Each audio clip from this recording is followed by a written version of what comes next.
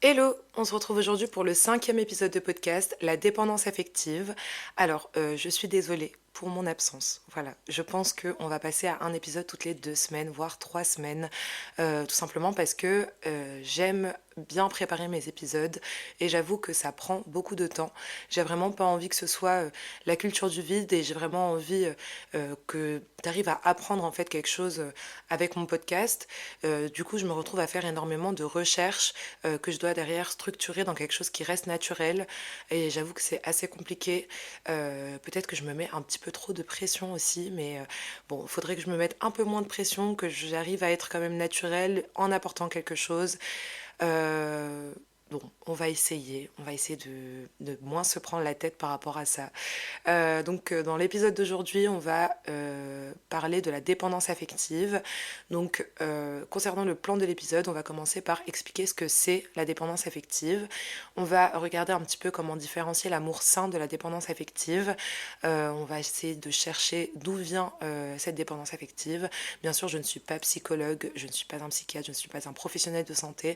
Donc on va un petit peu passer en surface par rapport à cette partie. Ensuite, on va regarder les conséquences de la dépendance affective et enfin, comment s'en sortir. Je n'ai toujours pas de jingle, voilà, je pense que vous êtes habitués, on peut juste directement passer à l'épisode.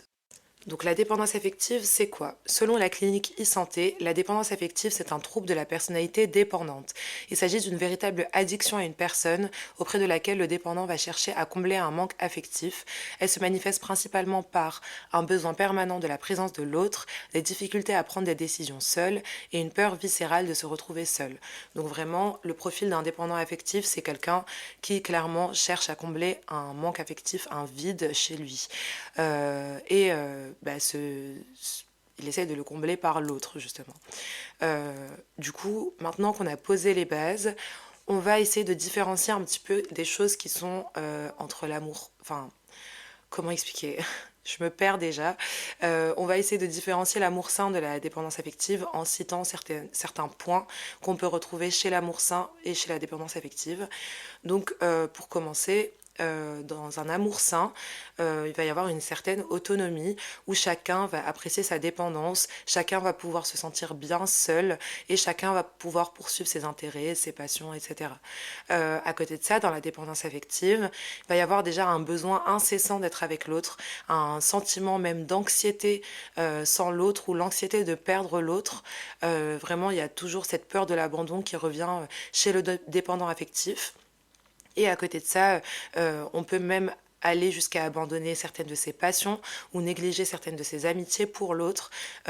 Comme on en a parlé d'ailleurs sur l'épisode, je vous renvoie à cet épisode-là, l'épisode sur les relations amicales, on a parlé du fait que la dépendance affective existait également dans les relations amicales et qu'on pouvait laisser de côté certaines amitiés par rapport à une qu'on trouve plus importante, qui nous comble plus. Et là, c'est la même chose au niveau amoureux. Et là, d'ailleurs, dans tous les cas, on va parler d'amour amical et d'amour amour. Même si c'est beaucoup plus, bien sûr, dans le côté relationnel, l'amour amour, quoi. Mais ça peut aussi s'appliquer sur l'amitié, parce que comme on l'a vu dans cet épisode-là, la dépendance affective existe également en amitié. Donc ensuite, on a la confiance mutuelle vs la jalousie excessive. Donc dans un amour sain, bien sûr, la confiance est un pilier. Chaque partenaire fait confiance à l'autre et c'est mutuel, c'est sain, c'est voilà. Dans la dépendance affective, c'est là où on va retrouver un peu plus de jalousie parce que du coup, il y a la peur de perdre l'autre, la peur d'être abandonné.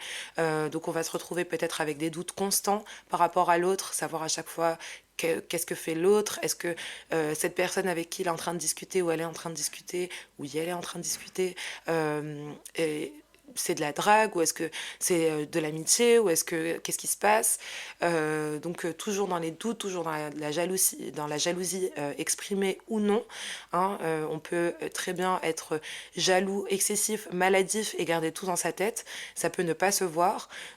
Ça aussi en fait vous pouvez vous retrouver juste dans des situations où vous en avez parlé à personne et c'est resté entre vous et vous-même, où vous avez été extrêmement jaloux de la personne mais que vous n'avez pas voulu l'oppresser justement pour ne pas la perdre. Donc cette jalousie excessive, elle peut être exprimée ou non. Ensuite, dans un amour sain, il va y avoir bien sûr un soutien mutuel avec l'autre. Donc on se pousse vers le haut, voilà. Alors que dans la dépendance affective, il va y avoir un besoin d'approbation constante. Il va falloir à chaque fois que la personne, on soit sûr qu'elle soit en accord avec ce qu'on est en train de faire, en accord avec les choix qu'on fait, en accord avec tout en fait. Et on va avoir un besoin d'approbation, que l'autre nous dise oui c'est bien ce que tu fais, oui c'est bien d'agir comme ça, de faire ça, enfin bref. À côté de ça, dans l'amour sain, on va retrouver bien sûr le respect des limites de l'autre, euh, tout en vivant un amour qui peut être bien sûr très fort, etc. Mais dans la dépendance affective, il va y avoir une réelle fusion émotionnelle, quelque chose de même trop fort, où bah, justement c'est tu vas ressentir ça, tu vas le ressentir nulle part ailleurs, et du coup tu vas t'accrocher à ça à tout prix, et tu vas pas vouloir le perdre, et c'est là où on est dans la dépendance affective. Et enfin, on va retrouver dans l'amour sain l'engagement réfléchi, donc le fait de juste être avec quelqu'un et nourrir cet engagement, etc. Alors que dans la dépendance affective, on va retrouver essentiellement la peur de l'abandon, bien évidemment, le fait d'être dans un engagement qu'on ne veut pas se voir terminer, enfin personne ne veut arrêter une relation dans laquelle il se sent bien, mais dans la dépendance affective, ça va être vraiment presque maladif, encore une fois. Donc voilà, je pense qu'on a bien posé les bases de qu'est-ce que c'est la dépendance affective. Donc on peut passer à la prochaine partie, d'où vient la dépendance affective. Alors moi ce que j'ai trouvé, c'est la théorie de l'attachement qui a été développée par le psychologue John Bowlby, je ne sais pas comment ça se prononce. Et en fait, ça suggère que les relations que nous établissons avec nos parents ou nos figures parentales durant l'enfance influencent profondément notre manière d'aborder les relations à l'âge adulte. Donc ça veut dire que si un enfant a vécu un attachement insécurisant, par exemple des parents absents, imprévisibles ou excessivement contrôlants, il peut développer un besoin intense de sécurité et d'approbation dans ses relations futures. Donc moi je la trouve intéressante cette théorie parce que du coup ça suggère que ce qui se passe pendant, et c'est très logique en fait, ce qui se passe pendant l'enfance, c'est ce qui va poser les bases de ce que tu vas rechercher dans une relation, en se basant sur celle que tu as eue avec tes parents. Et c'est ce qu'on n'arrête pas de retrouver aussi dans la peur de l'abandon, d'où elle vient. Je ne sais pas si vous connaissez le livre des 5 blessures, par exemple. La blessure de l'abandon, bah, d'où elle vient, un attachement insécurisant, etc. Que ça se passe dans des années de ta vie très jeune. La plupart du temps, ça peut même se passer entre tes 2 et 3 ans. C'est des choses dont tu ne te rappelles même pas, mais qui vont venir fixer les bases de tes relations futures. Donc, on parle vraiment dans ce cas-là de carence affective, du fait d'être en manque d'affection, mais ça en devient presque une carence. C'est pour ça que tu vas venir en chercher partout, parce que c'est comme si tu étais malade de ça, tu vois. Euh, donc clairement, un manque d'amour ou de reconnaissance pendant l'enfance, ça peut conduire à une personne à rechercher désespérément cette affection. Donc c'est pour ça qu'on parle de carence affective. Et ça devient bah, du coup de la dépendance à l'amour, de la dépendance affective et de l'approbation des autres. Donc ensuite, en plus du côté de ça vient de quand tu es plus jeune, etc., que ça se construit avec tes parents et tout, ça peut venir aussi d'un manque d'estime de soi, du fait de se dévaloriser en tant que personne, d'avoir une faible estime de soi, ça peut être la base de la dépendance affective. C'est pour ça qu'on verra plus tard dans cet épisode que le principal truc pour... pardon, je dis truc, c'est insupportable. Mais la principale chose, je ne sais pas, sur laquelle on va venir travailler, ça va être vraiment la relation qu'on a avec soi-même, surtout. Euh, et ensuite, bien sûr, ça peut venir de la peur de l'abandon, donc ça, on en a déjà parlé. Et, d'où ça peut venir? Bah, ça peut venir au fait d'être exposé à des relations toxiques. C'est-à-dire, par exemple, t'as vu tes parents qui étaient dans une relation toxique toute ta vie, enfin toute leur vie du coup, des amis proches de toi qui sont dans une relation toxique. En fait, clairement, ton environnement va énormément influencer ta manière de vivre tes relations derrière. Si autour de toi, t'as que des personnes qui vivent des relations toxiques, tu seras bien sûr amené à vivre des relations toxiques. C'est un peu logique. Ensuite, qu'est-ce que, à votre avis, d'où ça vient aussi, d'où ça peut venir cette dépendance affective? De la société, bien évidemment, des normes sociétales. Dans une société où l'amour romantique est idéalisé, où bah, justement dans des films, dans des trucs qu'on va voir dans la vie de tous les jours, on va voir l'amour comme étant quelque chose de passionnel, de fort, on ne peut pas vivre sans l'autre, je ne peux pas vivre sans toi. Ça va créer bien sûr quelque chose chez nous où on va rechercher ça. Parce que du coup, si c'est tout ce que tu as consommé comme divertissement, comme film, comme livre, comme n'importe, c'est ce qui va poser la base de tes relations derrière, parce que tu vas te baser sur ça. Si ta relation de base, c'est Blair et Chuck dans Gossip Girl, bien évidemment que dans ta vie derrière, tu vas avoir des relations qui vont s'apparenter à ça. Bien sûr, même au niveau des réseaux sociaux, on ne montre que la belle partie de l'amour. Dans un couple, on va montrer que les bons moments, bien sûr. On va pas, je pense pas qu'il existe des contenus réseaux sociaux de couples qui se disputent, hein, voilà. Peut-être, hein, mais parce qu'il y a de tout maintenant, mais voilà. Et bien sûr, ça va créer bah, ce truc on va chercher l'amour parfait, dans lequel on va faire des sacrifices extrêmes pour l'autre, dans lesquels il y aura bien sûr une dépendance parce que l'autre sera notre tout. Et bien sûr que ça va encore plus accentuer cette dépendance affective.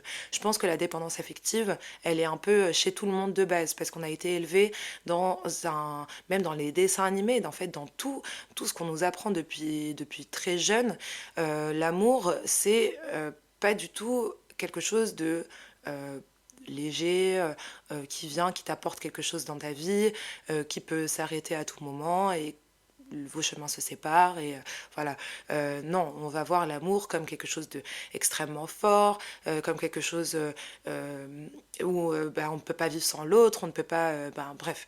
Et du coup, ça va créer bah, cette base-là qui va tendre vers une dépendance affective chez à peu près tout le monde de base. Donc, on est à peu près tous concernés par la dépendance affective, même si tu n'as pas l'impression de l'être. Tu es sûrement concerné par ça, c'est juste que tu as sûrement réussi à faire le travail derrière.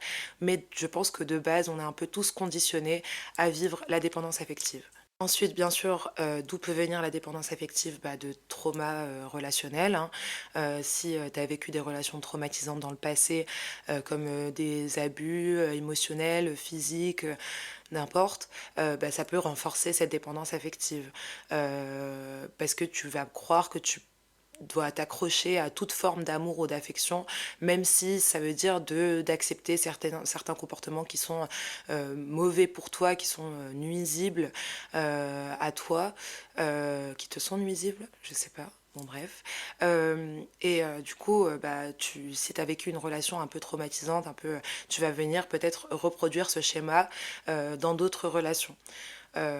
Et enfin, j'ai regardé, j'ai fait mes recherches et j'ai trouvé qu'il existe des facteurs biologiques et neuropsychologiques à la dépendance affective, qu'on a des neurotransmetteurs et hormones qui peuvent être déséquilibrés chimiquement dans notre cerveau, comme avec des niveaux faibles de sérotonine ou de dopamine, et qui peuvent du coup affecter la manière dont une personne perçoit et vit les relations amoureuses, ce qui augmente ainsi son besoin d'attention ou de validation externe. Voilà, je ne savais pas, j'ai appris quelque chose, j'espère que vous aussi. Et également, j'ai trouvé que ça peut être génétique. Alors c'est encore en étude, mais c'est possible qu'il y ait des facteurs génétiques qui jouent un rôle dans la prédisposition à la dépendance affective, notamment en influençant la régulation émotionnelle et le stress. Donc voilà, c'est deux choses que je ne connaissais pas, que je ne savais pas, mais il y a bien des études qui sont faites par rapport à ça. Donc tu peux ne rien avoir vécu de traumatisant, avoir eu une relation saine avec tes parents, avoir eu un entourage sain, etc. Mais quand même avoir de la dépendance affective parce que tu as quelque chose dans ton cerveau, un déséquilibre qui ne va pas en fait.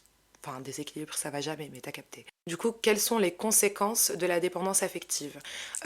Déjà, tu as des conséquences par rapport à ta santé mentale. Qu'est-ce qui va se passer? Il va se passer que tu vas avoir de l'anxiété. Peut-être que tu peux tomber dans une dépression par rapport à ça. Tu vas avoir une faible estime de toi. Bien sûr, tu vas être en besoin constant de validation, la peur du rejet. Donc, ça va créer quoi? Ça va créer un stress qui est continu. Donc, de l'anxiété généralisée la plupart du temps.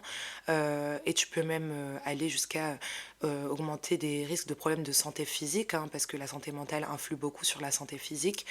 Ouais, ça peut être vraiment très compliqué au niveau de la santé mentale et jusqu'à aller empiéter sur la santé physique. C'est vraiment un sujet très important et c'est pour ça que je voulais l'aborder en le construisant vraiment pas mal. C'est un peu plus construit que les autres épisodes parce que je voulais vraiment bien creuser ça parce que ça nous concerne un peu tous en fait, même si on n'a pas l'impression que ça nous concerne tous, ça nous concerne un peu tous. Ça peut avoir vraiment des impacts très forts sur la santé mentale, ce qui est un peu le point central de ce podcast au final. Donc ensuite, tu as l'impact sur tes relations amoureuses. Bien sûr, tu peux avoir tendance à développer des relations toxiques. Tu peux avoir des difficultés à établir des relations saines parce qu'elles vont te paraître moins fusionnelles, moins fortes, moins dangereuses en fait, au final moins dangereuses pour toi. Tant que tu ressens pas ce rush de dopamine, tant que tu ressens pas tout ça, en fait tu vas pas réussir à fonctionner normalement dans une relation saine et tu vas peut-être les éviter. Tu peux aussi aller jusqu'à l'isolement social, hein.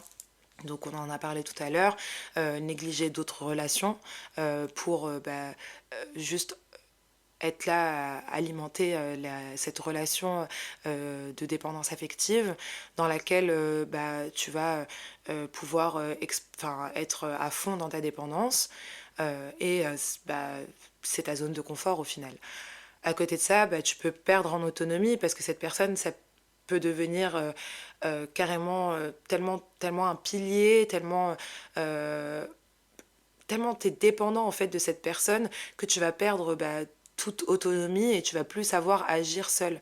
Moi, quand j'ai été fortement en dépendance affective, plus particulièrement dans ma relation avec mon pervers narcissique, je reviens à un épisode que j'ai fait d'ailleurs, c'est l'épisode 3 je pense. Je vous l'ai dit à un moment, je me regardais dans le miroir et je savais plus qui j'étais. Et en fait, ce truc, c'est vraiment... Désolée, j'ai redit truc, c'est insupportable. Mais c'est vraiment, tu perds toute autonomie, tu sais plus qui tu es, tu sais plus comment vivre seul en fait. Et tu as l'impression que la personne, elle a pris toute ta vie en fait. Et c'est ça qui est vraiment compliqué. Tu perds le sens de toi en fait. Tu perds tout sens de toi. Et c'est juste atroce. On l'a dit tout à l'heure, tu peux aller jusqu'à abandonner certains projets personnels, abandonner tes passions, tes ambitions professionnelles, des trucs comme ça. Justement pour consacrer entièrement sa vie à cette relation. Et clairement, ça te nuit de A à Z en fait. Faut vraiment, on va creuser un peu plus bien sûr sur comment en sortir, mais le fait d'être dans une relation en dépendance affective, ça va toucher tous les côtés de ta vie. Bien sûr, tu vas aussi te négliger toi. En fait, il n'y a que l'autre qui compte. Donc, bien sûr que tu vas tu vas négliger ta santé peut-être physique, ta santé mentale, parce que tu vas avoir un manque de motivation par rapport à ça, parce que tu consacres toute ton énergie à ta relation.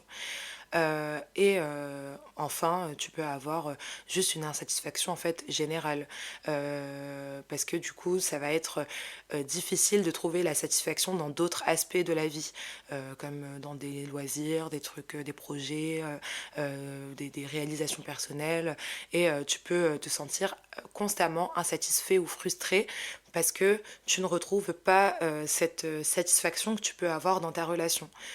et c'est atroce. Voilà, donc on peut passer un petit peu à comment s'en sortir en fait. Alors moi, je pense que la dépendance affective, enfin sortir de la dépendance affective, c'est un travail de toute une vie en fait. Étant donné que c'est inculqué depuis notre plus jeune âge, que ce soit par les relations familiales, que ce soit par les films, les séries, les réseaux sociaux, les machins, tu te retrouves à avoir ça qui te suit dans ta vie tout le temps en fait. Donc en sortir, c'est pas simple. Et je pense que dire j'ai zéro dépendance affective, je suis complètement sortie de la dépendance affective, c'est un petit peu se mentir à soi-même. Après, c'est ma théorie. Je pense qu'il restera toujours de la dépendance affective et qu'il faut juste réussir, enfin que ça va toujours être en fait un effort de ne pas l'instaurer dans ses relations. Euh, En fait, tu vas être constamment en train de travailler sur toi dans tes relations pour ne pas tomber dans ça parce que tout va te pousser à tomber dans ça en fait.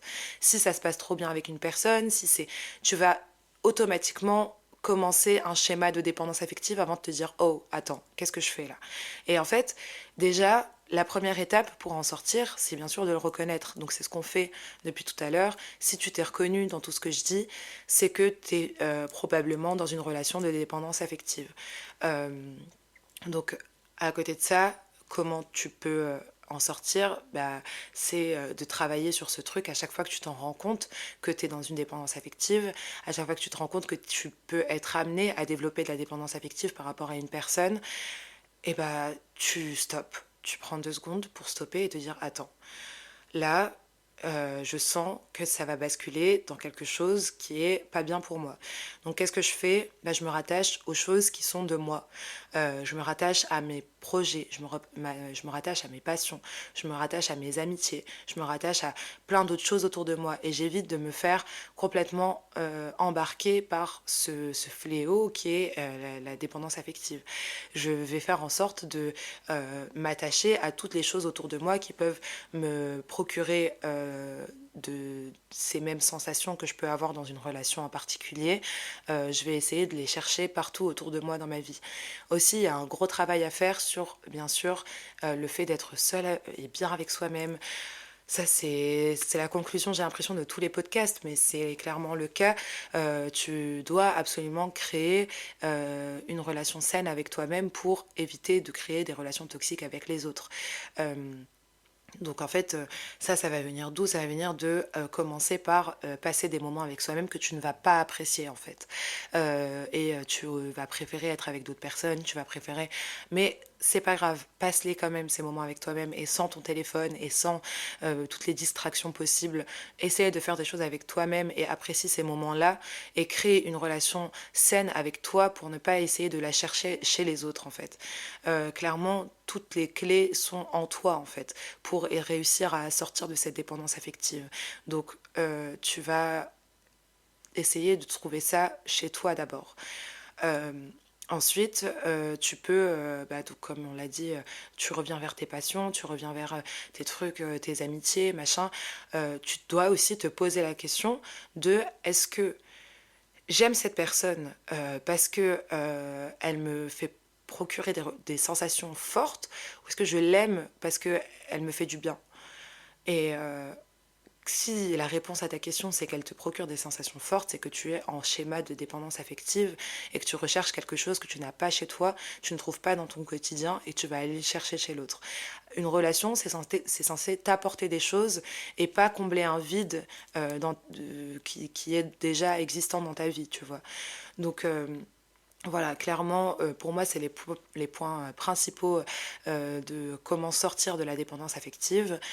Bien sûr, je suis encore dans ce schéma et bien sûr que tous les jours, j'essaye de me détacher de ça, mais bien sûr que c'est encore compliqué, en tout cas pour moi. Et je suis sûre que ça l'est encore pour bien d'autres personnes qui font ce travail depuis longtemps. Ça part pas du jour au lendemain et c'est quelque chose qui se construit en fait. Aussi, je peux te recommander de peut-être consommer du contenu relations qui sont peut-être plus saines. Tu peux essayer de te renseigner. Aujourd'hui, on a tout, on a ChatGPT, on a tout ce que tu veux. Tu lui demandes, donne-moi des livres, donne-moi je sais pas, des séries, des n'importe, où les protagonistes ont une relation saine et tu consommes ça comme contenu, tu vois. Ou bien des livres de développement personnel pour mieux te connaître toi. Enfin, en fait, tout ce que tu vas consommer, ça va énormément influencer ta manière de vivre tes relations aussi. Et enfin, s'entourer de personnes aussi qui sont dans des relations saines. Bien sûr, tu vas pas chercher à avoir un entourage parfait.